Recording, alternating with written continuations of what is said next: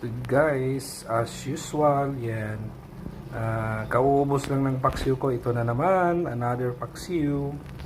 Yan, may suki kasi ako guys na tigatid sa atin ng preskang bangus. Paborito ko talaga, mas masarap talaga sa paksiw bangus eh.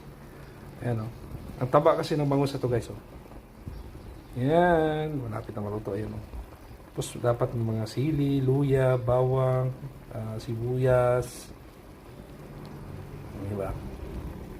Sarap! Yan, mamaya ito namin.